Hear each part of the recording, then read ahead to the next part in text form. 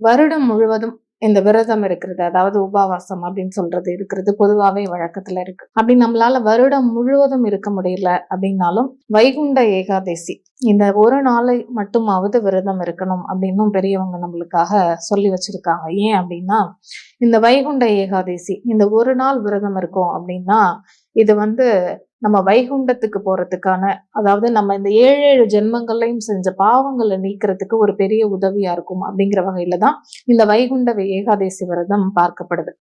இது என்ன அப்படின்னா, பொதுவாவே ஒரு இறை பக்தியோடையும் ஒரு அமைதியான ஒரு சிந்தனையோடையும் இனிய குணத்தோடையும் இருக்கிறவங்க தான் இந்த ஏகாதசி அன்னைக்கு இந்த விரதத்தை இருக்க முடியும் அப்படிங்கிறதும் ஒரு பெரிய நம்பிக்கையா பார்க்கப்படுது. பொதுவாவே நம்மளுக்கு தெரியும், பஞ்சாங்கத்தோட அடிப்படையில மொத்தம் 15 திதிகள் இருக்கு.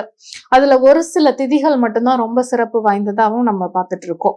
அப்படிப்பட்ட அந்த திதிகள் வரக்கூடிய நாட்கள்ல விரதம் இருக்கும் அப்படின்னா சகல நன்மையும் கிடைக்கும். யார் ஒருத்தர் அந்த திதிகள் வர்ற நாட்கள்ல விரதம் இருக்காங்களோ அவங்களுக்கு சகல நன்மைகளும் கிடைக்கும் அப்படிங்கிறதும் ஒரு பெரிய நம்பிக்கை.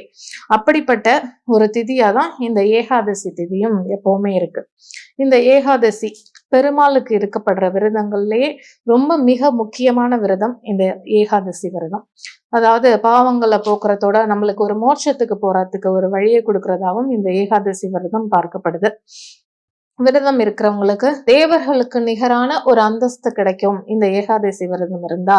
அதிலும் இந்த மார்கழி மாதத்துல வர்ற வைகுண்ட ஏகாதசியில இருக்கிறதுக்கு ரொம்ப ரொம்ப சிறப்பு அப்படின்னு காலம் காலமா பார்த்துட்டு இருக்கோம்.